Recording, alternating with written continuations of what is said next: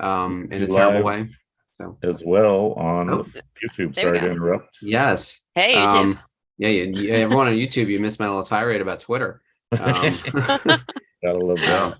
Don't Go take us, see it on please. Facebook. yeah, I loved Twitter. But it's over. It's soon to be over. But They all have other their than that, lifespan usually, so yeah, Yeah, but they're Friendster's been not gone. tanked as immediate as this one was. This is so fast. This is crazy This is town. just like they know what he wants and they're going to destroy it, giving Yeah. him what he wants. Yeah, this is speedy. Hi everyone, happy Monday. Happy final days of Twitter. Ashley, how was your weekend? It was all right. It was just kind of busy, and I saw Black Panther Wakanda Forever 3 times. So Wow. I saw it once. I got to go back, but I know emotionally exhausting. Seriously, like literally 30 seconds into the first scene, just sorry, I'm a big wuss. So I'm like immediately fumbling in my pocket for the handful of napkins I just grabbed from the lobby for my popcorn and just dabbing my eyes. I'm glad I saw it alone the first time because I left that theater like the whole time. Emotionally devastated. Yeah. Oh, there were moments. Did you experience this as well? My theater, and like I said, I thought it was going to be a raucous theater, right? You remember Spider-Man, the like people cheering as they losing their minds. Right. I expected it was going to be like that. This was the opposite, where there were moments where you could hear people breathing. The theater was dead quiet in a way that people were fighting back tears. And I was like, if I even inhale at this moment, the whole theater will hear, because it was one of the strangest things. Go to a Marvel movie and it wasn't people in New York like high-fiving and screaming. Yeah. I mean, it was a mostly sold out theater. Like we were pretty close to being sold out. Times. And it did really well. It made like 180 million dollars in opening weekend. So it did really, really well, but it was one of those where I've never seen anything like it. Like I think the last time I have. The last time I saw it was during the scene on the door during Titanic with Jack and Rose. The theater was sniffling girls, dead quiet, except for my sister laughing hysterically, but that's a funny story for later, one time at least. And I this compares to it. Like I haven't seen anything like that since 1997. No, it was unbelievable. Surreal was I think the word I was using to describe it, because coming back from the theater or coming back from that showing, I was like, I've never been in a theater like that. It was emotionally weighty. And by the way, we highly recommend that everyone goes see Black Panther Wakanda Forever. I thought it was terrific. Absolutely. Shuri carries the movie. Angela Bassett's incredible. If she doesn't get an Oscar, I'm going to be pissed. Okay. I think the Academy might nominate her because of her body of work and the fact that this is one of those like send-off kind of movies. But like she's not going to win. That would be insane. But like I think they should nominate her. It's very like the genre movies always get overlooked. It's the same thing with the Emmys. Like Buffy the Vampire Slayer never got an Emmy nomination, but it won a bunch of Saturn Awards. So I think it's going to be the same type of thing. The Academy just doesn't do it. It's the same thing with comedy. It's the same thing with horror. Like you have to be a prestige picture. I may be a little biased, but I've seen really good horror movies, and obviously our favorite Rebels and Bad Batch and things like that, and Mandalorian win Saturn Awards. So I tend to weight the Saturn Awards a little heavier than I do the Academy Awards. But with that said, I was thinking about it, and if she was nominated, where would she be nominated? Because I don't know if there was a true star in Wakanda Forever for me. I felt like it was a huge it's meant to be her story, but it didn't really feel like it was just all focused on her. Like it was the weight of how T'Challa's death affected all of them. It's grief. And it was it was straight across the board. Like and Tenoch Huerta is just so good as Namor. So good. Yeah, Namor. Namor. I thought he was great. I Yeah. like that he was different enough from the comics and from DC Aquaman, which I think is important in this day and age to draw distinctions between MCU and DCEU. And they Right. are the same character basically. So the way they're able to pull them apart and also tell a really interesting parallel story about indigenous peoples, like they deal with that in the first Black Panther movie, where the premise of Wakanda is like Afrofuturism, right? Yep. What would Africa look like if colonizers never arrived? And Namor and his people who went underwater fleeing from the colonial attacks from Spain. So the natives of what is now Mexico and that whole area. What would that civilization have developed like without the outside interference? So there's a great parallel yet. Oh, by the way, Sherry, we won't spoil any Yeah, we're not going spoilers. any We'll stay deeper at the than what you know. thematics. Yes. Yeah. That interesting parallel, and then it gives you the parallels of Shuri and Namor and why their characters sync up so well, both as like a conflict, and then you can see them coming from the same place. Yeah, Which was exactly. really interesting. Yeah, no, I loved it. But yes, we'll keep it spoiler free on the Black Panther because it is less than a week. Yeah, Highly it's recommend. literally last weekend, so Yeah. we're gonna be cool and we're not gonna ruin it for Yes. you. But Mark has seen it once. I've seen it 3 times. Highly, highly, highly recommend. Go see it. Yeah. I thought all the performances were great. It is a very female heavy movie. Like Shuri carries the show. Oh yeah. Queen Ramonda was amazing. I thought Denai Guerrero was actually the standout. I know her a little bit. I have a photo with her from when she was in The Walking Dead. We had the license when I was at Tops. She's delightful in real life, and I thought her performance in this movie was incredible. Like I think this is the best work she's ever done, and she's good in everything. I thought Lupita was terrific. I thought Riri, the new girl who plays Riri, whose name I'm blanking on right now, she was great. Her.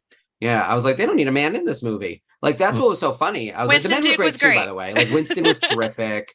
But as you start ranking it up, there's like 9 women. Like, there's a couple. I just realized now I almost said someone's name who would have been a spoiler if I said her name out loud. Who pops in unexpectedly, who I thought was great, even in her limited screen time. And then Ross, we know, is in this movie. That's already been confirmed. Emmett Ross, my favorite colonizer. I still laugh at that. I think it's so funny. He was great. The thing I loved about the humor in this movie is it's not like they're smashing a hammer through the solemn moments. It's just subtle. It's really well done, especially with like M'Baku, and you know how snarky he can be. It's so tastefully done with the humor. Love it. They had enough moments to help so that you're not just crying for 2.5 hours. By the way, it's a long movie. By the way, I swear we're going to get to Rebels. I said last week we were going to stay focused, and we're already off to the races on an entirely different franchise. Driving it right into the rails. Yeah. It's Fire Across the Galaxy night, and I rewatched it again over the weekend, and Jason's like, enough. Jason, no. But he's watched me watch it multiple times, so that's where it's like, it's one of my favorite episodes. So I'm excited that we're going to get to it, and it really does live as a good 2-parter with Rebel Resolve, like setting up the final fight in Fire Across the Galaxy. But it actually it's weighty, and Black Panther was super weighty too. I feel like we're in such a good geekdom space right now. Andor is coming to a close any minute now. Like we have 2 more episodes. It's awesome. I'm not ready. But I love that they asked Andy Serkis if Kino Loy is alive. And he's just like, like he refuses to say. Yeah. So you never know if there's no. In theory, well, here's my other thought. He's not the only person who couldn't swim, and plenty of people can swim. But can you swim in an ocean? I would drown. Like, there's no way I wouldn't make it to shore. Most of those men are dead. Like, that's the sad part, right? Is that I think most, probably not even like some. It's a long swim, and reinforcements probably arrived. Yeah, you could see them like flying overhead as Andor and the other guy are running on the beach. So we'll see what happens this week. Yeah. Well, next week we're doing our thankful episode for Thanksgiving week. To a little pre-Thanksgiving. What we've been thankful for in the Star Wars fandom, and specifically within Star Wars Rebels. I think during that episode we'll probably have some tangents. One of them might be a couple of like Andor predictions for the finale, because not tomorrow, but Wednesday, we'll get the penultimate episode, and then we'll have the finale like right after, when we're recording. So that'll be exciting for us to we'll give some predictions and maybe take some more big swings. Remember when I thought that Mon Mothma was a lesbian and it turned out that lady's her cousin? Yeah. So Nailed whatever. it. Although if you have that man as your husband, it might set you down a path. So Yeah, that's why arranged marriages don't work on Chandrilla. 15. I can't. It's like it's child No. bride. He was a child too. He's a jerk. But like maybe he was like not a terrible 15-year-old. Like Maybe he just I don't know. permanently stayed 15 and just was That could be horrible part of his it too. entire life. And if it Ugh. was arranged, like what if they were going after Mon Mothma knowing that she had political ambitions and like this boy was going to be taken care of And because from what she it was going to be sounds a like, senator? big money. Money. Yeah, she's got Yeah. money, honey. There is a scene from Mon Mothma, and I don't know if I've said this on the channel yet, so I'm going to put it out there into the world. Obviously, Andor season 2 is going to do some time jumps, but I don't think we're going to get past like Rogue One. I feel like Rogue One is the wall. We won't get like flash forwards like we did at the finale of Rebels, where they took us to like post Return of the Jedi time frame. I don't know if we're ever going to get something like that. I There's think it was said that it just we go into Rogue One right straight into where Rogue One. Cassie and that guy are in the alley. I would not be surprised if that's how it ends. That would be kind of awesome. Yeah. There's a scene though from one of the books where when the Empire finally surrenders, so after like Return of the Jedi, after the Emperor's dead, Mas Amedda surrenders the entire Empire over to Mon Mothma, and they do it under the tree. In that this is the same type of tree on Chandrilla. And it's under the tree, and it's the same type of tree she has in her apartment. So it's the kind of thing where just visually I was like, that's that tree, which is where like the Empire was handed over to Mon Mothma, and which then became the New Republic. So that's wild. In theory, like the tree exists. Genevieve O'Reilly is a person. We haven't seen Mas Amedda yet, but like we could film that. Like someone film it. Like it's the kind of thing where I'm like, you know, Tony Gilroy, get on it. Get on it. And I know that would be like a coda kind of thing, but yeah, like totally. this is the kind of show that would benefit from that being like, you know what happens next. Episode 3, episode 4, episode 5, episode 6. What happens at the episode 6, then setting you off into the New Republic time frame? Because this is what we're really building toward. Is like how do you then build a rebellion to crush the Empire to set up the New Republic, which then takes us to prequel territory. And actually where the rest of the action is, where Mandalorian is and Ahsoka and everyone else. Like I think that would be an interesting coda. That is pretty brilliant. Like I'm not as in depth into Mon Mothma and the old like expanded universe stuff as you are, but that is really fascinating, and I'm kind of hoping they do it now. That's really cool. I would love to see that. I want to will that into the. I'm gonna put it in the Force. Yeah, everyone get behind me on my Sith magic on that one. You're right, Sarah, though. All 15-year-olds are terrible. Facts. I love David's comment. Moment missed. Namor should have been just Jason Momoa with a haircut. Did you see him on like Jimmy Kimmel? He was somewhere in some like, I don't want to say a thong. Like, what was he wearing? What was he was wearing like a traditional loincloth thing. Yeah, he's been naked a lot lately. I don't know what's. He was hunting a whale at one point, and I wasn't sure if it was like press for the movie because the movie got bumped. Like, I was like, what are you promoting right now? Himself. Yeah. Keeping himself in the public eye. That's fine. It's just weird because out of nowhere, like that'll scroll on your Twitter and it's like, I'm actually doing something important on Twitter. I was like, Jason Momoa naked. And you just keep scrolling. You just accept it and move on. Yeah. Like I said, Twitter's a hot mess right now.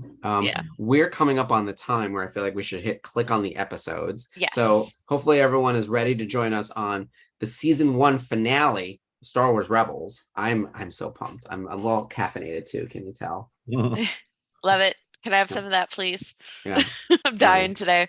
Oh, iced coffee blend. If I drank that now, I would be asleep for a year. Or wait for a year. Sorry. I had it was one of those days that it just drained all my energy, and I was like, if I don't caffeinate, I will not be able to do this show. It was like very that I was gonna fall asleep on the couch. So now I'll just get too riled up and then I'll crash at like 10:30. So okay, and I just everyone have to else say do that to their bodies. It's real healthy. Totally healthy. I just want to say how dare you to Danilo Nova for coming out with Ray's staff. How dare you? How dare you guys? Well, it's an Anovo's carryover, so you know. I know, but I kind of want one, and I'm like, I kind of want one myself too. So funny enough. All right, let's hit the episode and then we'll talk about the race. Yeah, we'll talk about this later. Okay. All right, so you want to do the countdown? We're on season 1, episode 14, Rebel Resolve. Okay. Yep. We're gonna start in 5, 4, 3, 2, 1, play. It actually worked for me this time. That's impressive. Yeah, mine didn't really buffer. There we go. I love these chicken walkers. They're so tall. And just like physics, would that not fall over? They're so poorly designed. Everything the Empire does. So the point of this opening scene is they're trying to get data on Kanan and find out where they're holding him, because in the prior episode he was kidnapped by the Grand Inquisitor. So they're breaking into this walker to see if they can connect to the data that connects all of the prisons and all the stuff. But the comm tower was destroyed, so they don't actually get what they need. So this whole opening scene is sort of for naught, and they're starting to feel like a little bit like they're not going to be able to get this resolved, unfortunately. Chopper to the rescue. He has a lot of screen time in these 2 episodes. I forgot how integral to the plot Chopper was in these last 2 episodes. Yeah, he's super murdery in these episodes. I wore the right shirt today. I made sure I wore this shirt today because I remember how much craziness he does. Yeah, he's super useful, and you can see he's right now like breaking into the data in here. I like the walker just walking around. It's so dangerous. The Empire did not care about the citizens. Clearly. The Ray staff. So the story on the Ray staff is that Anovo's put it up for pre-order in like 2017 or some like outlandishly long time ago in a galaxy far, far away on Earth. Anovo's put the Ray staff up for pre-order because it's from The Force Awakens. Mm-hmm. And they originally solicited it as like a fiberglass staff. Back when they were really doing prop replica, and it was still collapsible in 3 pieces, and it has the soft goods like strap with the leather and all that stuff, and it actually looked really good. We can't make it in that material because it's not con friendly. So we had to rebuild it and come up with like a new material. So we're using this like hefty foam. We're calling it combat foam. And someone actually just asked today what that meant. And so I'm literally talking to my designers about what we can and can't say about this foam to like explain to people that it's actually still really sturdy. It feels like rubber. It's actually more like a rubber. And it's going to be con friendly. That's the whole point, is that you'll be able to bring it to Star Wars Celebration. We can't have you walking around with 6 feet of fiberglass. Like, now, would it still be approved by the 501st? I mean, the Rebel Legion, if you chose to. That's the intention. So the intention is that it's going to be screen accurate. So it's built to all those specifications. And that's my point. I actually just did a podcast with a guy from the 501st Armor Party. Armor Party. Yeah. My friend Emma was on that. It's an amazing podcast. Before I say yes, cool. I always like check out one, and I see who some of the prior guests have been. I was like, oh, there are people in here way more famous than me, and famous than me. It's a low bar, kids. You guys have to check out this podcast. Really check out Mark on this podcast. It's so cool. Oh, thank you. It's a long episode. I talked to the guy, Mike, but for you know what? Over an hour and a half. I learned a lot. Like, I really learned a lot, and it was really cool. My friend Emma Swanson, she is a costumer, a designer. Like, she'll make replica kind of Star Wars universe jackets and vests, but she also made my poncho. Oh. And now she's going into like hats and things like that. Oh, that's awesome. It's really, really cool. So she was on there a little while back too. So I'm like, oh, the good people are going on Armor Party. This is great. Yeah, I forget how he originally found us. I think we might have connected on Instagram or something. And then I listened to one of his episodes. I was given some listen throughs, and I looked at his guest list, and he's had on a lot of 501sters who are builders, real costume makers, real artists, right? And I'm very much on the business side. But I gave him like the whole background on the Anovo's history, the licensing process. If you're actually interested in how licensed product is made, I do a concept to in-market sort of demonstration. And I talk a little bit about like where we are with Anovo's and or what was Anovo's and Denuvo Novo right now and that whole thing. So if you're really interested in that space and you want to hear me for another hour and a half, have I got a story for you? So the place. Seriously, it's very informative and it's worth checking out, especially if you wonder how licensing works and how your favorite products get out there. It's really, really fascinating. So yeah, it was a good conversation with him, and we actually talked about the race staff. I didn't tell him that it was coming up the next week because the timelines always are very but we got it up and it'll be out in early Q1. I'm hoping like as early as like late Jan, early Feb. Meanwhile, Fulcrum's on screen. So I'm reading in Rebels Recon, according to Filoni Ashley did a lot of the recording, but she wasn't the only person recording, and it's pretty clear in this episode that it's not her. Like, this doesn't I sound thought like it the was cadence voice of Ahsoka. modulating. There was some of that too, but Ashley didn't record every line, and they brought in other people to throw people off the scent because apparently, like, people Ooh. figured it out. I was not one of them. I did not know that it was Ahsoka, Wow. she Yeah, was I not even wasn't in one my of them either. consideration set. Yeah, It's like they Yes. cut off the top of her head and the hologram just to throw things off a little bit. Yeah. yeah. Oh, Ezra's so mad. Yeah, the directive from Fulcrum to abandon ship on Kanan, that was never gonna fly. Like, I know that Hera was like on that path for a minute, but like I don't even think she would have lasted more than like a day or so without trying to figure out a way to get back. Like, she loves him, but she knows that it will lead to a trap. And she knows, Yeah. again, like she knew later on, this comes full circle later on in the series. She knew that Kanan was doing not what was best for right now, but what is best ultimately in the long run. So Yeah, it's almost the Star Trek thing where the needs of the many outweigh the needs of the few or the one. And so she says this was Kanan's sacrifice. He made this choice. Let's not undo that. And that comes up again in Jedi Knight and in A World Between Worlds. The lesson keeps repeating, which is kind of a Star Wars thing. You actually have to like learn it numerous times because it doesn't stick. Chopper. Yeah, Chopper being sad is always a little bit funny to me. Oh, it breaks my heart though. He's just always so angry and murderous. So to see him have like a legitimate emotion is it's cute. I get happy like a cat. Like when I'm sad and my cat just like headbutts my hand. That's what he did right there. And it's Chopper is a cat. That's true. If he were gonna be like an Earth, yeah. Oh yes. That's my goal. If I adopt another orange kitty someday, I'm gonna name him Chopper. We waffled as to whether we were going to do Star Wars names for the cats, and then they just we kept referring to them as aliens, and then it turned into like, oh, we're going to name them from Aliens, so Ripley and Hicks. Love but it. like they kind of picked it themselves somehow, because I was in my head, I was like, I don't want to do Luke and Leia, and I didn't want to do Anakin and Ahsoka, and like Kylo is a little bit too on the nose because he's all black.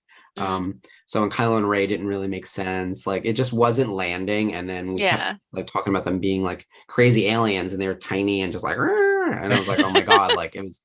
I was at one point it was going to be Sigourney, like we were going to like lean in on like the actor names with Sigourney and Michael. Weaver and Bane. I like. All right, so Chopper messing with Hera always cracks me up, but this is I know, so blatant. It's just he's not subtle. Not, but it works. They get away. They get away. Yeah. And there's a great line in here where he says orders or opinions. Like it's like, yeah, was it an order or opinion? I feel that way at work sometimes. I was like, well, Chopper's like, I can't. Yeah.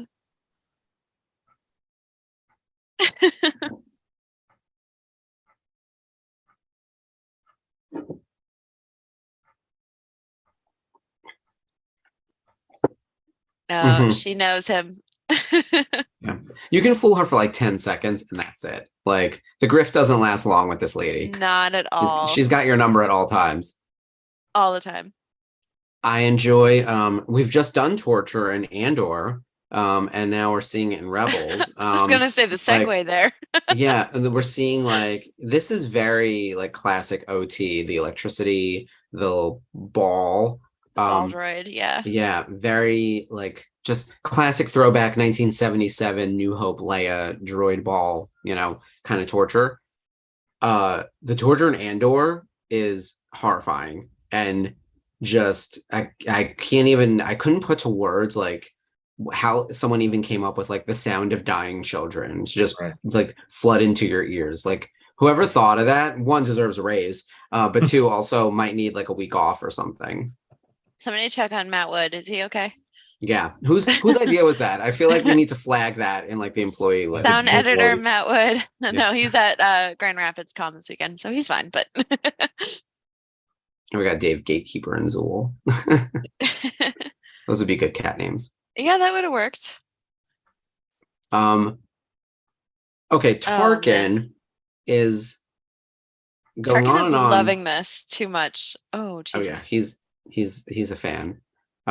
He's been talking about like how we don't even know if he's a Jedi. I saw all the Jedi die. We can't have people thinking he's a Jedi. He's still kind of like unsure, is he a Jedi? I think it's pretty clear at this point that he is. Like he put up an amazing fight against the Inquisitor. He's carrying a lightsaber. He's able to resist the mind games, right? So he Yeah.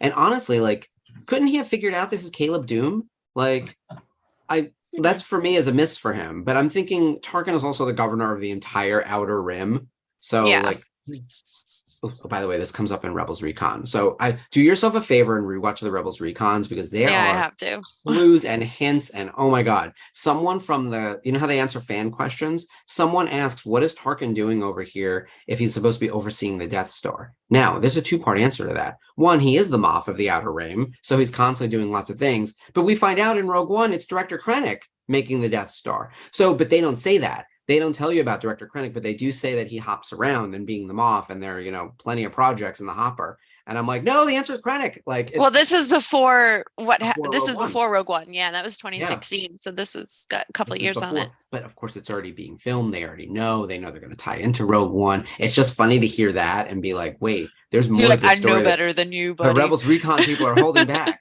And rightfully so. Yeah. I mean, I don't fault them for holding back information because if No. they told us, I'd be mad. So Yeah. Oh, I love this. The Vizago. reveal to Vizago.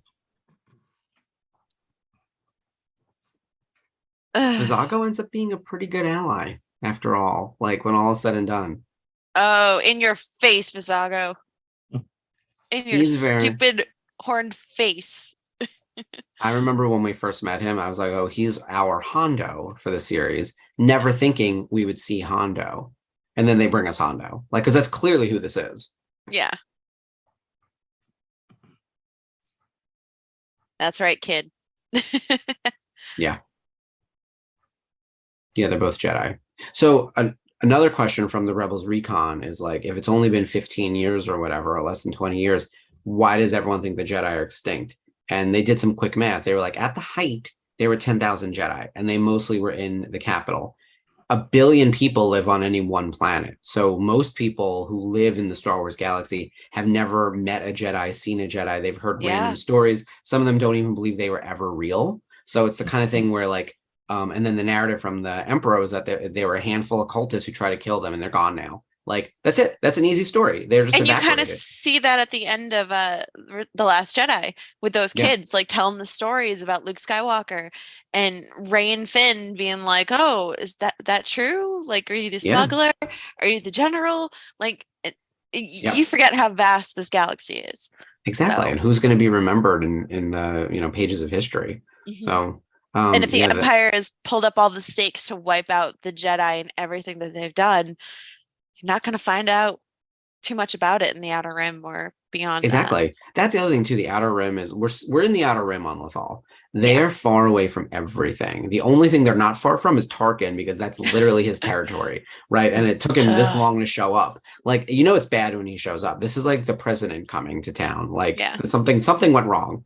But I love this too. We're gonna get another disguise for Chopper. As soon as you see that paint job, you're like, oh.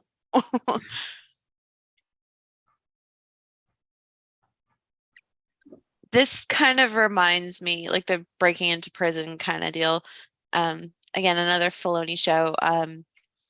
Actually, it was probably season 2 or season 2 of 2 or 3 of The Last Airbender, Avatar, where they had to break into the Boiling Rock to free Sokka's father and get Suki out and the rest of the prisoners. And so I love a good prison break thing, and when it's well done, it's good.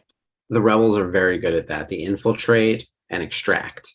That seems to be like a go-to. It's also a little bit of like a cartoon trope because we can't kill people. We can't kill main cast and we can't kill main villains. Like there can be body count on the side, but like and torture. Most people, every now and then we get a good electricity bolt, right? But like most of like usually the protagonists are kidnapped, right? That seems to be a running thing in a lot of cartoons, and then they're held in the um secret lair of the bad guys or whatever.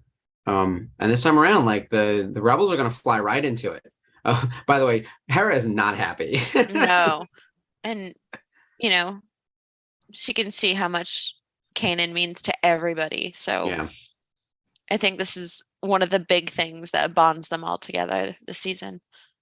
Like permanently, like one of them is in serious trouble, and they're all, Oh, for even sure. Chopper is willing to do anything it takes to get it back. Yeah. Well, remember in Sparks of Rebellion, which we only watched several weeks ago, maybe a couple months ago at this point. We've been on air for a little while now. Yeah. It's episode 15-ish.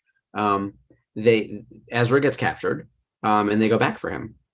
So this time around, though, I mean, Kanan's captured by the Inquisitor, and we know that Tarkin's involved. It's a different thing, and Fulcrum is specifically telling them not to go. So the stakes are a lot higher. But when it's your family, like, Yeah. it's hard, and your master in Ezra's case. Yeah. Transfer from Lethal to another location.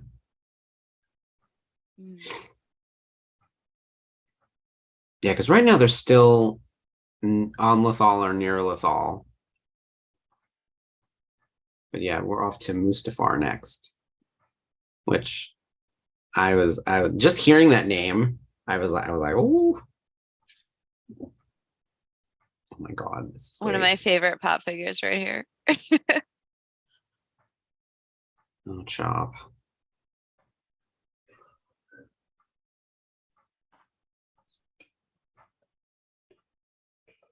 I like that they don't care that there are other troopers missing.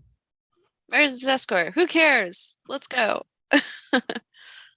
And that's fine. I'm fine with those little story beats being like, yeah, we'll gloss over that. I mean, Chopper's really, if Chopper's found out, he's going to be deactivated. So he's putting his life on the line for Kanan. Yeah.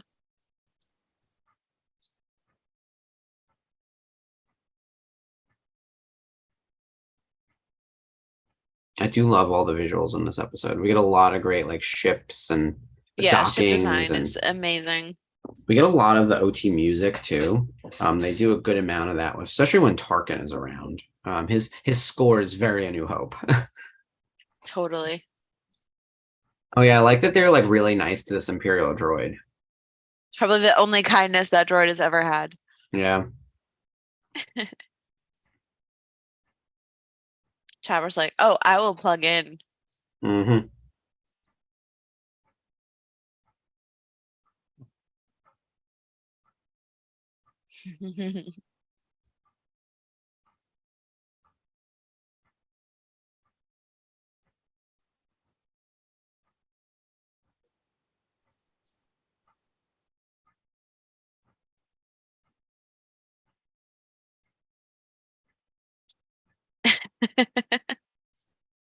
He's like, yep.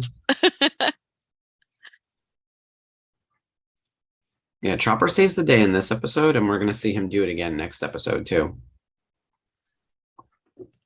Oh, looks like an older model, but the codes check out. That's another running gag in Star Wars. Like Yep. it's like I got a bad feeling about this. Yep. Oh, in the podcast I did for Armor Party, they asked me what my favorite ship would be, and I was like, "Oh, this is the easiest question to answer." And of course, it was the Ghost.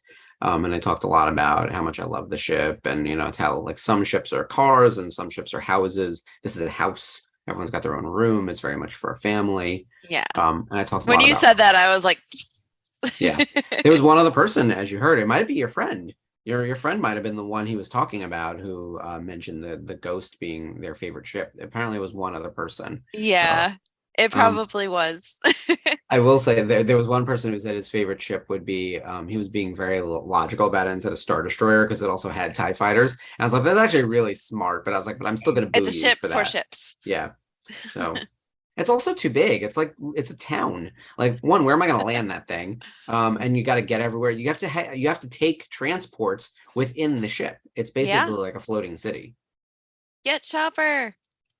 Look at him. Chopper flying in space looks so good. He's like, yeah. That's fantastic.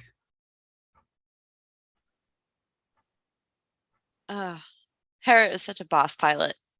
She is Love it. truly fantastic, and it's all believable still, like within the realm of Star Wars anyway. Yeah. No Like, one dares call her a Mary Sue. Just mm-mm. saying.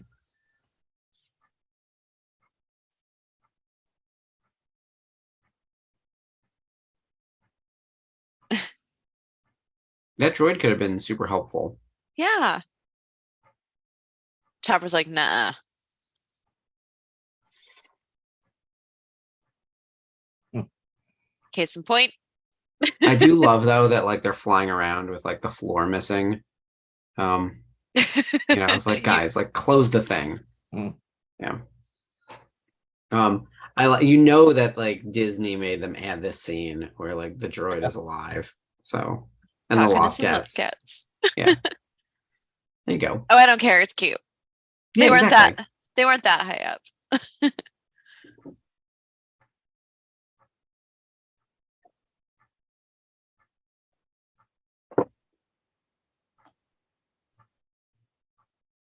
Yeah, the Imperial shuttles are cool, Wayne.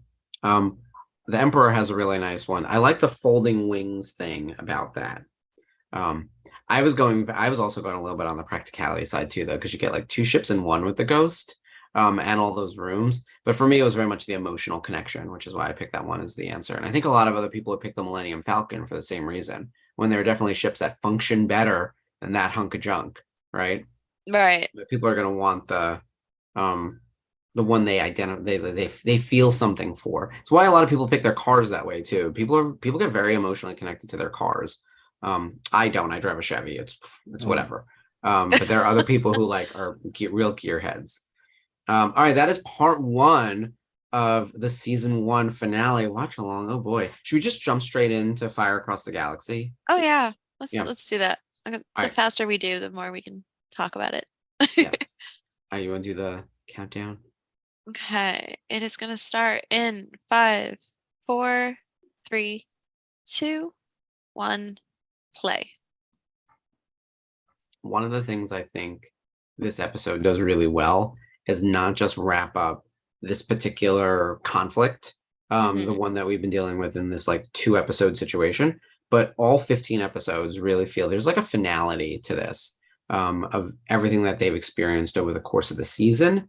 And it sets up, I think it really tees up everything for season 2. Like, going in what the major conflict is going to be, Yeah. who these new players are, and like how they're going to fit in, but also leaving enough open where you just get excited to want more.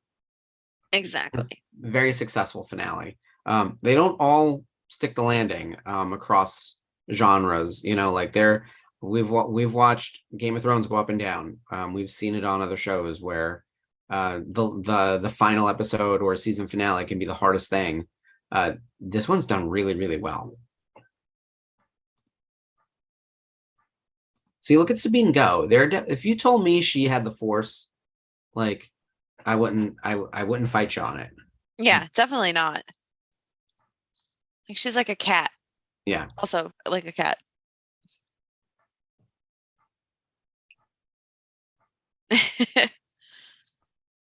You think? Not again. Mm. It's a big explosion. You knew Sabine was around there. This is gonna happen. Come on, you guys. So the little phoenix symbol cloud, it's a little cheesy, but I'll allow it. Like, I was actually okay never with it. noticed that until just now. Oh no, it is. I feel like it's so blatant, but it's like, you know what? Fine. Like, I was like, I'm all into it. It's very much like Power Rangers when they pose and like the grass explodes. Like, it's that, like, for no reason. Yeah, why not? This episode brings back some things too. Like, we get the colorful TIE fighter, obviously, Bale, all the other like throwbacks to earlier parts of the season. Right. They do a good job pulling that. Here we go. That's them. They have Hera. I forgot for the longest time that Hera didn't know about like the TIE fighter that's sitting there. And Zeb's like, no, we want to keep it. Let's keep it.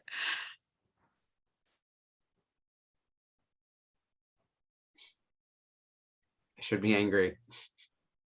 I feel like that could be Hera's quote. I should be angry. But at the same time, like it's usually beneficial because like they're always up to some kind of nonsense. There's a slight problem with it. Sabine happened to it. I love this design so much. It's so Yeah. stupid looking.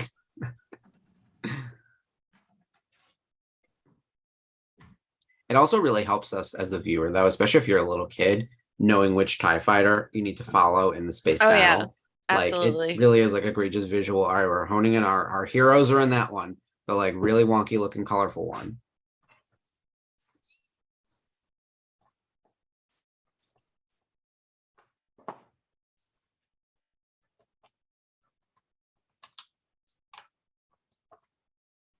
That's true. They won't even see it. Look at how good Mustafar looks. Oh my god. They do such a beautiful job with it. It's such a scary planet.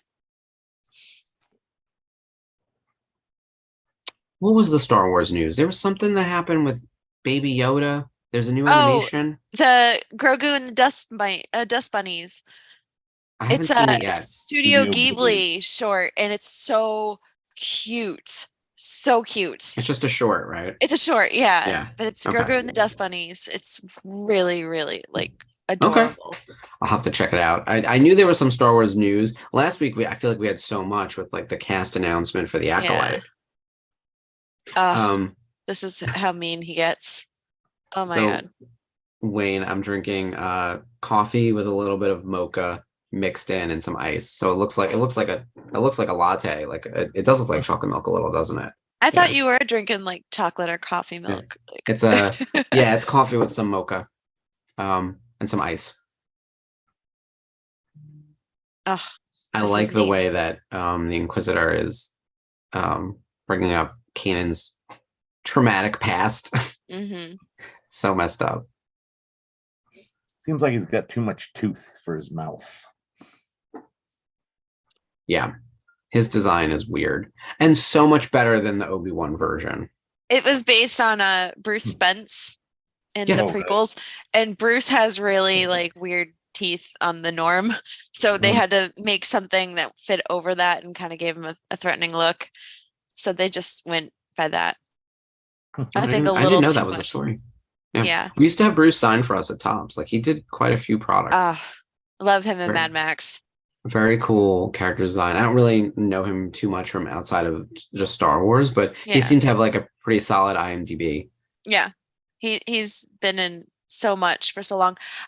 He was the train guy in The Matrix. Oh. So the guy that stops Neo from getting on the subway car when he's in limbo. So this is really powerful. Ezra and Kanan being able to like find each other. Like we're coming for you, dude. Yeah.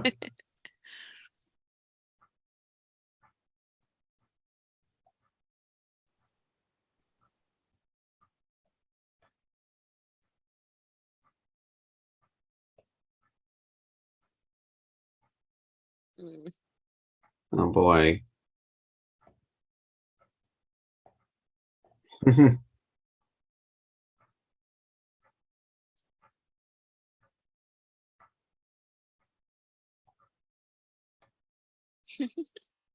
Yeah, Dave, Andor is an interesting one for kids because I feel like they would have a tough time understanding the political ramifications, or you know how like for kids we have to sort of teach a lot of things in black and white, like violence doesn't solve anything. The thesis of Andor is that, so I saw this online and it was like other directors for Star Wars are like, I used to have these action figures and I play with them and like now I get to do that on screen. And then the thesis of Andor is the only way to squash fascism is through armed revolution. And so it's like these completely different interpretations of what it means to be Star Wars. Like that would be really challenging to explain to a kid, like, oh yeah, like you shouldn't be violent, but at the same time, we're going to overthrow this government because it's mean. Right. Especially with the craziness going on now. And yeah, it's hard. Oh yeah.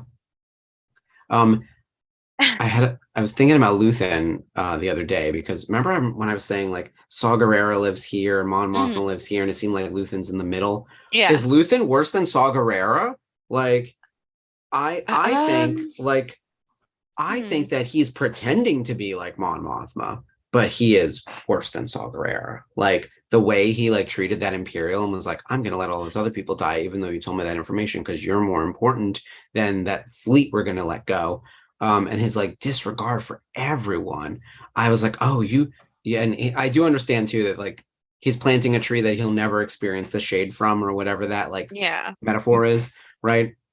But like, man, is he callous, just unloving, like it just like there's no And I light in tend his to, soul anymore. yeah, I tend to wonder what it is that he's lost to get him to Yeah. this point. Yeah, did he lose Everything. a child? Yeah. Oh, Everything. I always hate when Sorry. that's the answer. It's true, right? What can you offer me? What have you lost? What is this? Everything. I was like, well, what actually happened? Did you lose a kid? Like, I mean, But like how calculated and still kind of carefully kind, like, oh, you have a daughter. She's beautiful. mhm. I'm happy for you. Yeah, he's Don't manipulative. fuck up. Sorry. Yeah. No, exactly. He's Yeah. manipulative and Yeah. he only knows that you have a kid because it's your liability. He'll kill that Mhm. kid if he thinks it'll get him what he wants. Like Yeah. he's worse than Saw Gerrera. I'm gonna put it out there now. I'm moving him on my chessboard because originally Ooh, I had Mon them's big Mothma words. as no, really, like Mon Mothma is the pacifist who's constantly being pulled to do things that she doesn't want to do. Saw Gerrera is already in a place where he knows what it takes to get it done and is constantly pushing to get Mhm. other people who, Yeah. and I thought Luthen was going to be caught between them. I Yeah, didn't me realize too. Luthen was on the other side of Saw Gerrera and is in some ways like So he's a Sarah little brings up a good point. yeah. Saw is a terrorist. Spies are a unique breed and sadly very necessary in this world. Do we not So think Luthen is a terrorist? I mean, he set up that job on Eldani. yeah. Yeah. And yeah, he's gonna give up Saw Gerrera and anyone else who's close to him. I think the only person he wouldn't turn on is the shop girl. Why am I blanking on her name? I don't even know her Clea. name either. Clea? So Clea? Something like that. Yeah. Either way, she's I didn't great. know her And name either. So that's yeah. yeah, For some reason I didn't. you know what it is? It's the kind of show where they don't just scream your name out all the time. Like that's the thing. Meanwhile, I promised we were going to talk about the episode, Yeah. So and Ezra a just shaved lot happened. Kanan Yes, Ezra saved Kanan, which is amazing. and the crew are Luthen is in the there chess master, freedom fighter. Look, I agree. I'm on their side. I'm for just real. saying that they play way outside of the lines that I'm usually comfortable in, but I kind of love it. But they are also willing to make a lot of sacrifices. Oh snap. Yeah. I love It's this because Kanan's got Ezra's lightsaber and you're gonna watch him like, yeah, there you go. That's something different. it's the blade's much shorter, so he's gonna kind of ram at him. Yeah. But I also get to shoot at you, so it's cool. Yeah. I never thought of that. Yeah, you're new. You're brand new, kid. This anime, this is an incredible fight. And this is Rebels season 1. This is 2015 or 2014. 14, Actually, it's yeah. 2015 because it's after the new year. Oh, that's right. Yeah, it started in Yeah. 2014. Ah, So it's can you believe how long ago that is already? it blows my mind. It's 8 years. Animation has changed so much in 8 years, but for 8 years ago, this looks really good. I know. Oh, double blade. Oh crap. And Kanan has Ezra's lightsaber. Ezra has Kanan's lightsaber. The Grand Inquisitor's taken on both of them. This is terrific. No railings. OSHA liability. Yeah. It's a world of OSHA violations. Everybody's expendable but Tarkin. Oh, I love this. I just found my photo of with Jason Isaac from 2017. It came Oh, up in my nice. Facebook memories. And I didn't notice this, but he has his hand on the back of my neck. Like like weird. Like you're a cat? Like what's happening here? No, like he's got it like right here. Like you just Oh. see his hand just kind of like popping out like on the I side. wonder if and he's a like shoulder person instead of a waist person. But it wasn't even Like, on my shoulder. It was just like the yeah, back of my neck and his hand is like right here. And I'm like, weird. Yeah. Neck. Because you're Like- usually like a kind of like shoulder. the evil Yeah. Malfoy kind of vibe. I don't know. Mm. Evil Inquisitor vibe.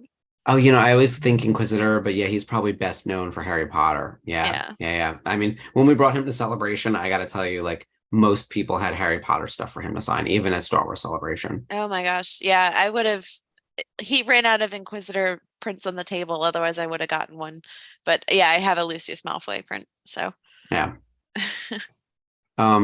Kanan saying, what was the line? I put it in the Google Doc. Um, nothing left to fear. Oh, girl, he's gonna kill you. huge. Yeah, like that moment when he thinks that Ezra's dead. And the Inquisitor's been needling him this whole time, bringing up all the trauma with Oh, Depa totally. and telling and Depa Blaba telling him to run, so he escapes. He actually should have told Ezra to run and let him just fight him himself. He shouldn't have let Ezra get involved in this fight. They're on that rickety bridge. Ezra's not trained to do this. Like, just get out of there. Like, he should have actually done that, and he didn't. And he thinks he cost Ezra his life. So you Yeah. imagine the guilt swirling. Now, luckily, Ezra fell onto yet another rickety platform. Yeah, just barely, like right in the center. Yeah. Super helpful the way these things are designed. And Kane's got 2 lightsabers. This is great. He would not have been able to do this at the start of the series. Like his powers have grown tremendously. He's really like leveled up. Like he looks like a Jedi Master here, Totally as opposed to does. just like an older Jedi. Yeah. The Inquisitor should have wiped the floor with him, and yet here we are. Mm-hmm. Especially he was weakened from being tortured and electrocuted. Like, how mad does he have to be at you to be fine and kicking your butt? Yeah. This was very smart, the way he took out that spinning lightsaber.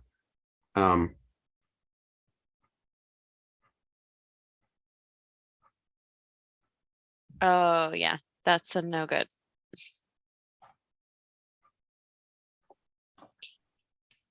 Oh, this is such a great moment right here.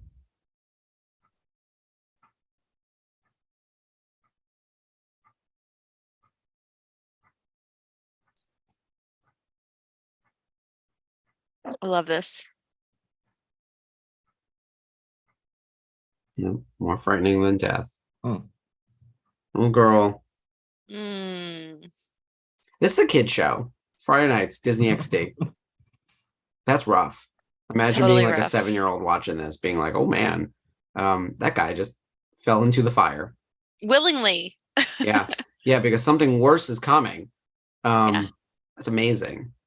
And I love how, like, when we were watching this, we're like, wait, what can be worse than him? He's a Jedi hunter. Yeah. Not even having any clue what was going to come.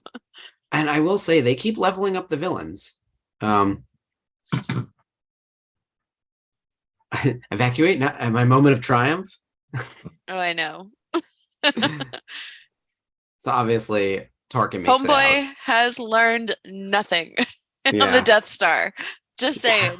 How embarrassing is this for him, though? Like, I mean, Tarkin doesn't fail. He never, like, I've never seen him vulnerable before, and the Rebels crew did it. The crew of the Ghost stopped Tarkin. Like, that's, I mean, he came to like chew out everyone else for their failures, and now he has a spectacular failure. Like the whole Star Destroyer explodes. They lose the Jedi. Like, okay. Yeah. Sabine put a bunch of EMPs in the TIE fighter. How is it still operational? This one, they did have an explanation for that. And I forget how. Just saying. Yeah, and the Inquisitor has his. I remember the Inquisitor having a slightly different tie too, because we had a trading card for it. That's the only reason I remember him getting a special version. And I was like, he's got the curvy wings. Yeah, it kind of looks like hooked like this. Yeah, which like that. I don't know why. Like, I thought that they was just a took the special Inquisitor's model. one. Yeah, that's what made me think of it. Because that's how they got out of it. Like, Ezra's like, well, he won't be using it. I was like, oh, that's dark. He's currently blowing up in the engine. Sorry. Yeah. What a mess. The TIE fighters look really good. Oh yeah. This feels like I was actually watching the movie. Like, that's what I've always loved about these cartoons, is just it feels like a natural extension of the trilogy. And look, because of the paint job and because they're in the Inquisitor's tie, we easily know which two ships we need to follow as we're dealing with this this onslaught. Like, look at this. How are any of them alive? This is crazy. No idea. Above Mustafar of all places. Like, yeah, this is the big bad is down there. Yeah. How pissed is Vader? He's like, what is happening? Like, it's like someone playing music at 2 a.m. You're like, what's going on? I want to say it was really nice getting to know all of you. Oh my God, that's going to be our sign-off thing. In our very final episode, we'll have to say that. It was really nice getting to know all of you. Yeah. I always love that line because it makes me laugh. But if you just like see it on paper, it's like quite emotional. Oh, here we go. So Chopper to the rescue. So it looked like Chopper had of course. And he brings the help and saves the day. So Chopper's been incredibly heroic these last 2 episodes. Good on him. Oh yeah. Nobody messes with his family. Oh, here we go. Everyone dock and run. Probably the fastest docking I've ever seen. Yeah. Yeah, for sure. And look at that, the explosion. So obviously Tarkin makes it out just fine. The rebels have escaped. Oh, Tarkin's so pissed. Steven Stanton's actually in the Rebels Recon episode for Fire Across the Galaxy. Cool. Yeah.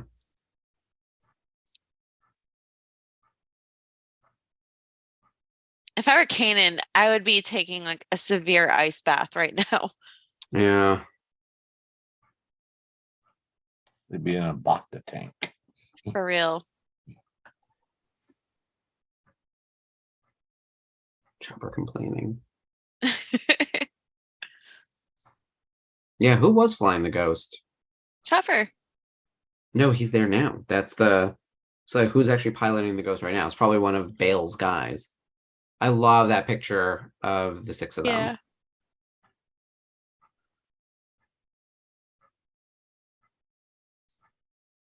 This moment, I can't understate the Twitter experience and like when it happened. Mm-hmm. This is huge. Right. Because we met Bale in episode 3, the Droids in Distress episode. That's when we meet Bale. Yeah. Yep. And so now 12 episodes later, we haven't heard from him since, by the way. The only other senator we saw was Gall Travis. Like it did not, there were no breadcrumbs leading us to Bale. Like Fulcrum, even if Hera had just checked in with Bale at some point, but no. And then this happens. Like, that's incredible. The protocol has changed. The protocol has changed. As soon as I saw those sabers, I was like, oh. Yeah, I had no idea. I was gooped. Like, I really did not. She was not even on my list. Kanan's face. He's like, why did you come here? Yeah. So, again, not who are you? It's just. Yeah. I mean, oh, and then here we go. Like, the heroes get their good sign off, new beginning, one chapter is closed. And it's true on the dark side as well. The Grand Inquisitor is dead. The Inquisitor, we didn't know he's the Grand Inquisitor yet. The Inquisitor's dead. No, he was the Grand Inquisitor. Right, but they never called him that. They would just call him the Inquisitor. No, they gave him a rank towards the end. In the final couple episodes? Yeah. Okay. Because they initially only referred to him as the Inquisitor. And then I thought it was the Seventh Sister who first referred to him as the Grand Inquisitor. But either way, like, now that he's gone, we got Tarkin walking by and now Vader. Oh shit. Yeah.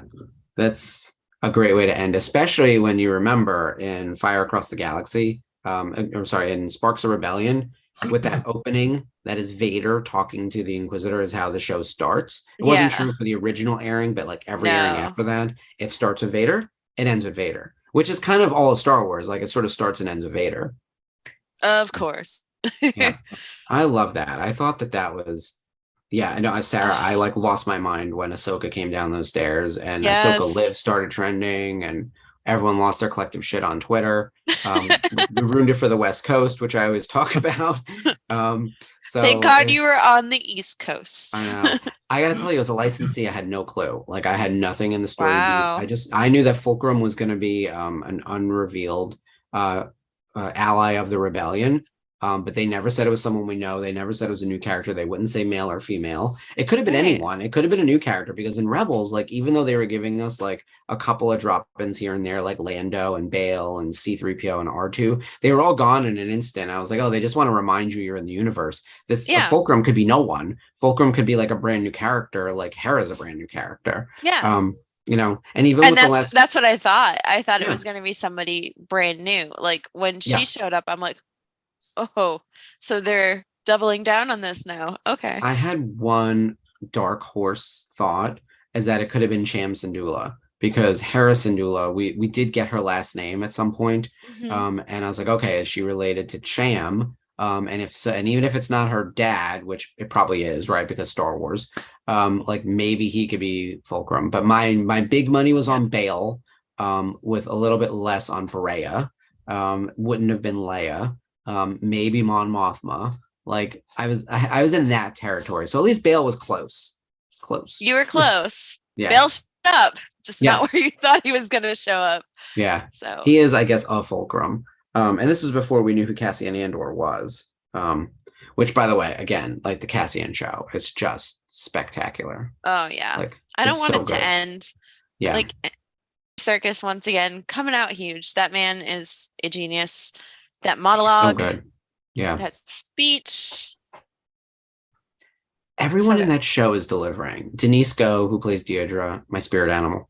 I love everything about her. I'm still secretly rooting for her. I love Cyril because he's so broken, and we've all met that guy. I know that man. He's terrible. I think it was Spencer that put up that meme of like Cyril going to meet Deidre and like sending her a message, like a text, and like Deidre read. Yeah. Like she left him on read. You'd have to. He seems dangerous in a way that's like kind of unhinged right now. Well, I think he's going to kill his mom. Like, I think that he's going to poison that lady. Like, I think that like he's a sociopath. And I think that he's so focused on Andor right now that like he would do just about anything. And he thinks he's in love with Deirdre, but I actually think that like he's not capable of love. I think that he is insane and sociopath insane. He's obsessive. Yeah. Yeah. It's just not right. He's obsessed with Deirdre because they want the same thing. And he's obsessed with Andor because of justice. And his mom, he would smother with a pillow in a second, just to be rid of her. Now that you mention it, that's what I'm thinking. He probably just gets so enraged and like chokes her to death. Like that's what I think, because it's just twisted. That's the word, Catherine. Twisted. He's mental right now, Catherine. Yeah. He reminds me of in Psycho, Norman Bates. He's very that character. Ooh, like that kind of creepy, skinny, unassuming, like a little bit queer. Like there's something off about him. And I don't mean gay queer, I mean like queer. Like he's weird just, queer. Yeah. Like there's something, he's so broken in like the weirdest way, but he also thinks he's presenting this very polished appearance. But he's been told numerous times his tailoring and whatever else that he's trying to elevate actually makes him stand out in a bad way, but he hasn't picked up on that. Like he's getting feedback and not hearing it.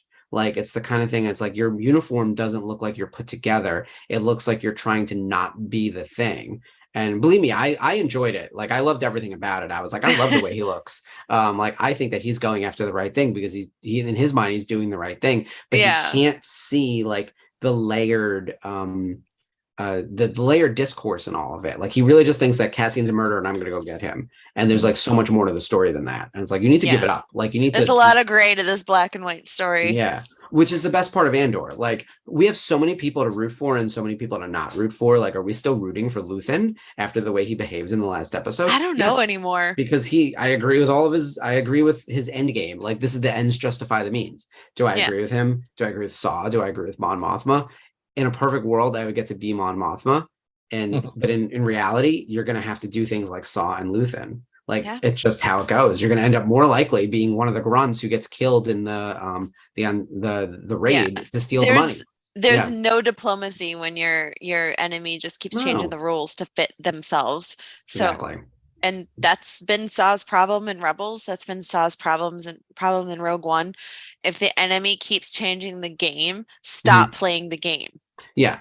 You can't financial literacy your way out of poverty the same way you can't have a diplomatic debate with someone who's oppressive, right? So Yeah. like it's gonna take violence. Like violence is the answer. There you go. That's sort of the thesis of the show, which is like a really hard lesson. It's not it's something that a lot of people don't want to hear, especially if you're in a position of power, because we're always taught that nonviolence is the answer. It doesn't work. It like literally doesn't work. Yeah. Especially in cases that are this bad. Like there's been oppression throughout all of history, and it doesn't get resolved through like discussions at a table when you're talking about genocide. Like that war is what resolves that. Yeah.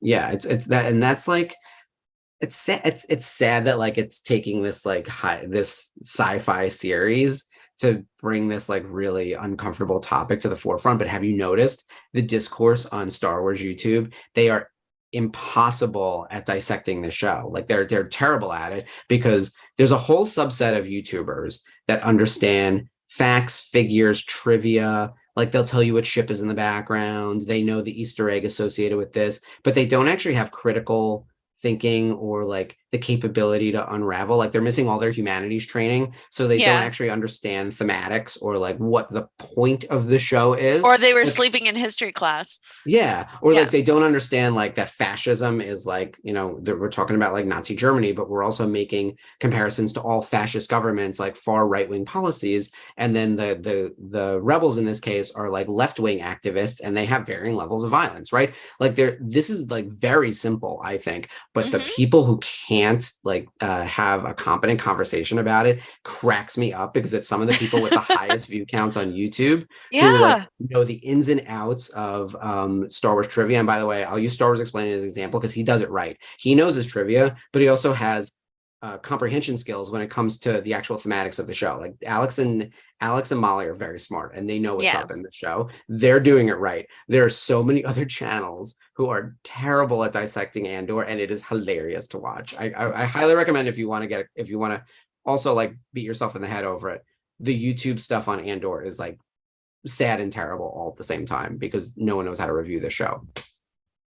Nope. Like I said, it's just best left to enjoy. I know you want content. I know you want to talk about it, but unless you have that type of humanities training and thought process about what's happened in history compared to what's going on in the show and what's going on right now, what's going on in the real world, right over your head. Yeah. Well, like I said, it's the thing before. Like, what's the thesis of the show? You have to suppress fascism through armed revolution. That's it. There's not much else to say about the show. Like, that's the whole show in a sentence. What inspired Cassian Andor to join the rebellion? Yeah, the rise of fascism and the rise of fascism. The fact that like violence was the only answer. I don't love that as like a lesson that we need to learn, but like they always tell you history is uncomfortable. Present day is uncomfortable too. And right, yeah, Sarah, I agree with you on that, because she's shocked at how many fans don't get Andor. It's true. Like they can't say anything bad about it because crazy stuff is happening and it's getting exciting, but they don't really understand it. So not very Star Wars is what I keep hearing. And I'm like, I think it's the most Star Wars. I think it's the most like George. Like George was always talking about politics. Like you watch those prequels again, and man, did we spend time in the Senate, and we do it in the Clone Wars too. Yep. I love 16-year-old me did not care. 16-year-old me did not care. I was a policy junkie. That's why I went to Carnegie Mellon. It was attached to the Heinz School of Public Policy. And so I originally thought I was going to do their 5-year program where I would get my undergrad degree in economics and business, and then do the 5-year where you get your master's in public policy. I wanted to go into policy and work in politics in DC. That was like when I was 17 years old, I thought that. And then like a lot of things happened, but like September 11th happened while I was in college. Also, by the time sophomore year rolled around, I was like, I don't really want to be in this space. Like, this is terrible. Like, I lived through the election of 2000, then September 11th. Like, a million things happened that made me never want to work in government. Weirdly enough, I did do a year in government my first year out of school. But like, I knew I didn't want to go into that space, but I care about it a lot. And I follow a lot of policy and politics on Twitter. It's like a lot of what I follow outside of Star Wars. But I am shocked at how many people are completely disassociated from like just the workings of politics. Like even like, I don't care if you're left wing or right wing, like I can still have a conversation with you. But like, if you don't know how it works, I'm fascinated that you could be like a functioning adult within society and not understand that like the layers of government and the way in which things work, because we're affected by it every day. And they always say, if you don't do politics, politics will do you. And it's absolutely true. Especially if you're in a marginalized community. Like, that's the other thing too, is like, being gay, I've had to be political since I'm a teenager. Like, it's just been that way. So like everything about my life you wouldn't is political. Survive. Yeah. Yeah, I have to go march for my right to get married. Ugh, it's annoying. And now that I'm married, I'm like, can we turn that back? Like, what happens next? So shush, you love it. No, I totally agree. And like the rebels, you fight for your rights. You fight for channels. Your survival. Yeah, we have the courts, we have this, we have politicians, we can lobby people. Like, luckily I haven't had to blow up a Death Star. Like, this is all heightened obviously for sci-fi, but yeah, it's right. The conversation here is like, is the show just more than like a Hollywood pew pew, Yeah. And there are heavier themes that are in the other parts of Star Wars. I don't want to say that Andor stands out in a way that like other ones weren't doing it well or doing it right. I think some of the best episodes of the Clone Wars are ones that heavily take place in the Senate. There's one where the whole episode is about Padme trying to give a speech and they're trying to assassinate her. That is, other than the assassination, that's boring. She's trying to deliver a speech. Like, can she just whip the vote? Like, it's the kind of thing where, but like, they're literally trying to kill her and they need a decoy. The whole episode is in the Senate. Padme's the star. Like, that's crazy. And there's all sorts of political entanglements happening. And episode 1 is like 40% Senate. Like, it is unbelievable. Oh, I know. It's insane. But... Oh, thank you, Catherine. Have a good night. We'll be back next week for our thankful thanks, episode. Catherine. Yes, we hope you guys can join us. That'll be really fun. We're gonna go down, next week, especially because it's Thanksgiving. Everyone get prepared to fight with your relatives. Let's talk politics next week. We're gonna tell everyone it's a thankful show, and we can mix in some politics too. Because I'm thankful that Andor is giving an outlet to see like people be unable to speak eloquently about political conversations in media. It is shocking. It is. And it's like we're in election season too. Like, it's the kind of thing where I'm like flabbergasted. Oh yeah, and I'm looking forward to it. It's always going to be good to like celebrate just before the holidays with our VCN fam and everybody who's joining us, and then fight with people. So, and then fight with people. No, yeah, I'm already starting on that this week. So I'm thankful for the debates, not the fights necessarily, but like I love when we do like a listicle and other people have different thoughts about like what our top lists are and all that shit. That's like my favorite stuff. The best. Yeah. Oh yeah. So everyone come prepared. What are you thankful for next week? That'll be really fun. It's gonna be a pretty like low key. I probably won't hit 11 on my Marco-meter of energy. So we'll have a nice like relaxing episode next week where we just sort of prep for Thanksgiving. Yeah, I'm sure people are traveling and a delicious pre-holiday beverage, because me and my sister have been sending each other like drink mixes back and forth, like, oh, this holiday drink we can try, and this, and so that sounds good. Clue me in on that, because I'm gonna send you some, because my sister sent me a bunch, and there was one I made a few years ago. It's like this apple cider sangria, and it's phenomenal. If you love apple cider, it's good. I'll have to give it a try. I'm a big mint guy, and so we are entering mint season. We are exiting pumpkin spice season and entering mint season, and that for me is my go-to. So that'll take me from like December into February, right? Like mint hot chocolate just lasts. So oh yeah, if I go to Starbucks, I'm like, hook me up. You end with Shamrock Shake. Yes, there you go. There you go. Good night, Sherry. Yes, we'll get you some caffeine Sherry. next week. It is just Sarah. Caffeine. I swear there aren't like bumps mixed in. So anyway, we should say goodnight because we are hitting at 10:15. But let's talk about what's coming up. I know there was a Jedi Archives that dropped on Sunday on the VCN. So it's a new episode of Jedi Archives that just came out. Obviously, Thursday is the watch along for the next Andor episode, which is the penultimate. So just one more after that. Oh, what's gonna happen? I know. We will actually do a little bit of that on our next episode. So Monday, the 21st, which is the start of Thanksgiving week, and right before a lot of Black Friday sales start, including maybe a de nuevo novo of sorts. So are the helmets free? Yes, free shipping. So there you go. So we will Yeah, so here's the thing. I'll tell you guys because you're family, and everyone watching still. Our Black Friday sale will start on the 22nd of November, so a week from tomorrow. 10% off and free shipping, domestic, and 50% off international shipping. Also this Ooh. weekend, if you're at London Comic Con, we have a UK office. We are going to be displaying some product there, and there's going to be a special promo for everyone in England, basically. So use code London at checkout for a special thing. So that'll be coming for anyone going to London Comic Con. I don't know who's going to see this in the Facebook group, but we'll put up a post about it. Oh yeah. And then we're off to Christmas. So, but on our show on Monday, enough of De Nuevo Novo. I work on it all day. Monday the 21st, we're going to do what we're thankful for within Star Wars, the Star Wars family, Star Wars Rebels in particular. And it'll be so good to have you guys join us. We want to hear what you're thankful for. We want to hear your favorite episodes. We want to hear your thoughts. So yeah, come prepared. We're going to talk about it. Yeah. Tell us what you like, favorite characters, favorite people, favorite moments. I always think about celebrations. Like those are always some of the ones that like I immediately jump to. Like this Rhode Island Comic Con that we just had was among one of the best I've ever been to. Even Jason said he was like, that's one of the best shows we've ever been to. It's he had so much fun hanging out with you guys. Like it was great. So yeah, we got seriously, like you guys were one of the highlights of my weekend. So I appreciate you both. Yeah, we've got to do this more and more my frequently. VCN fam. Yes, that's the thing. Like I'm very thankful for the VCN. Like this is such We're gonna say that right now. Yeah. It's a good crew, Jeff. Like it is just you and Dave and Spencer have really built and everyone else who's been involved have built such a great community here. Which is why we agreed to do this show.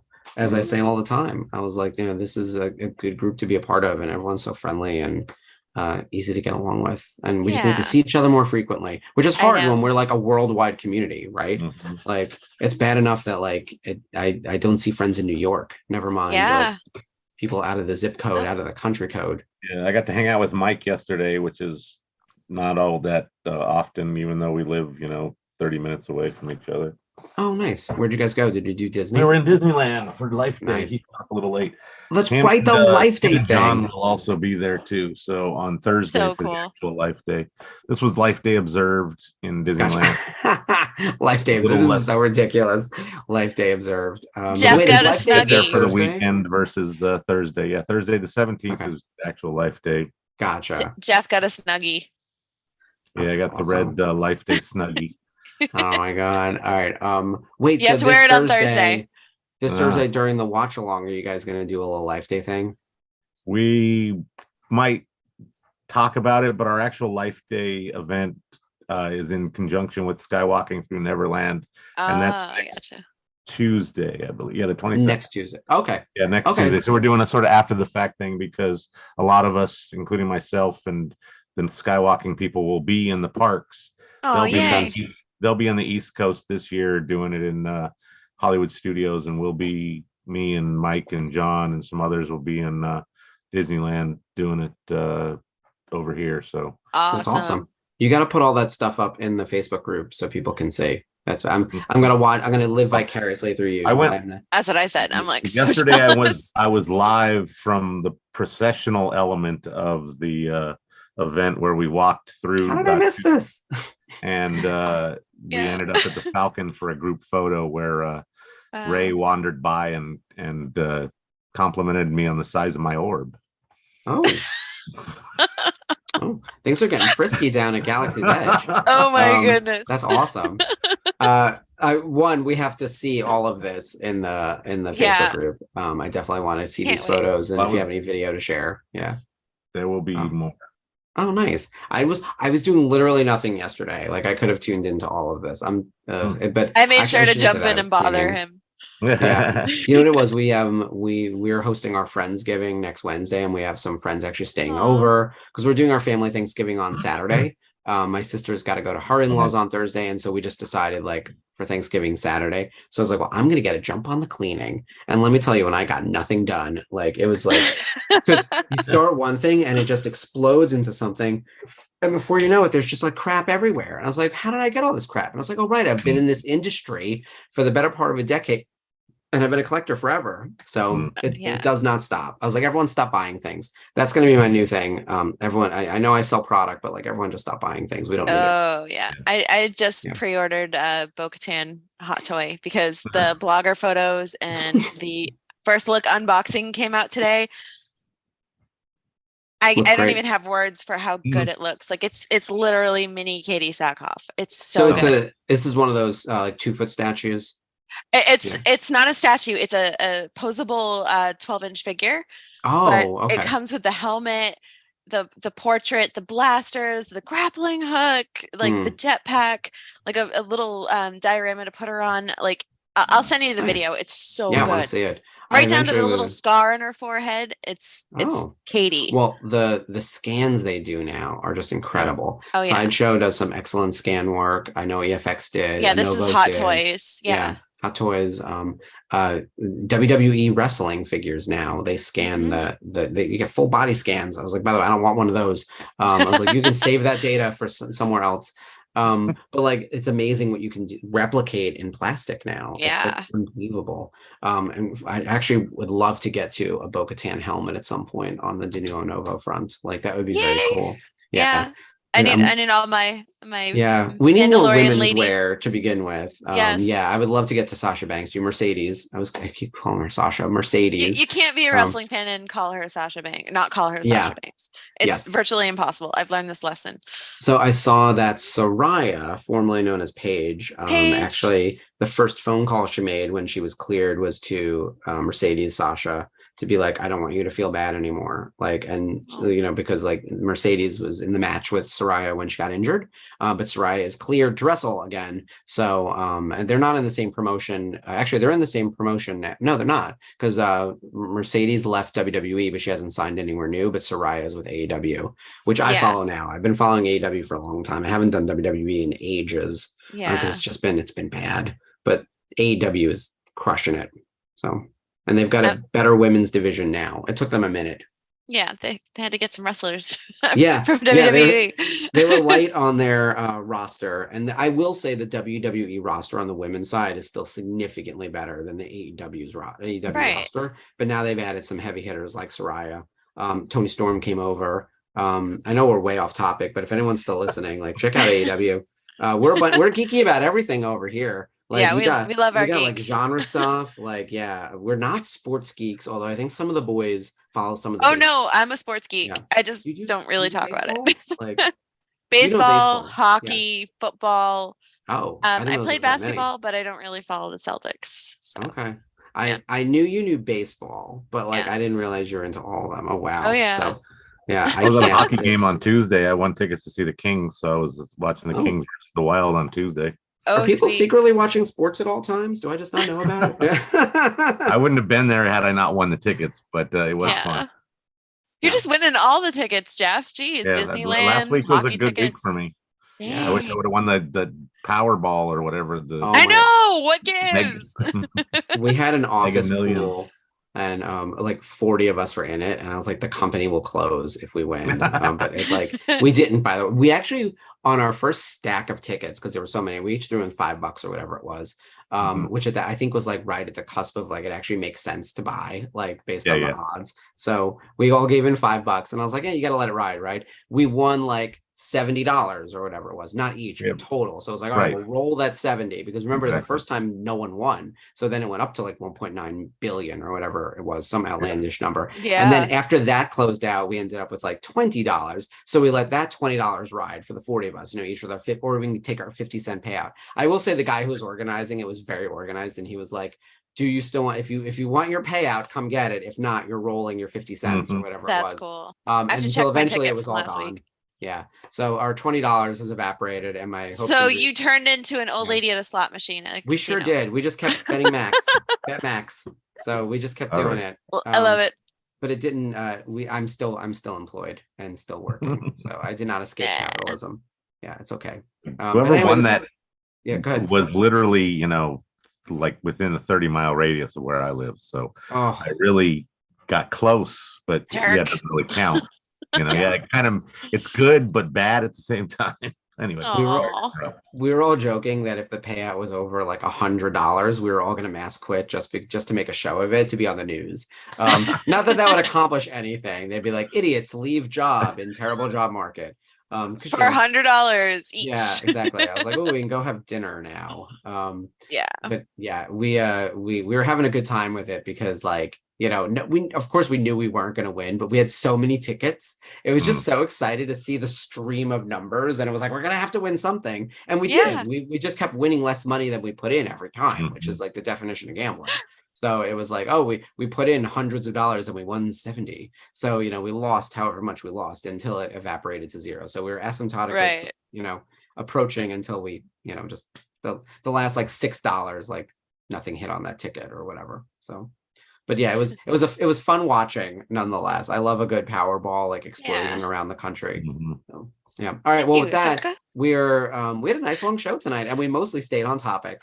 Until we were done, which is great. This is almost like the post show, like, you know how the boys start early and talk about nonsense until they go live. This is what ours is becoming. The like after everything's done, we go into nonsense. Yeah, love it. Why not? So next week, if anyone's still listening, come join us for our thankful episode on Monday the 21st. I will be thankful for you. Yeah, thanks for tuning in, and we'll see you next Monday. May the force be with you. Bye, guys. Bye.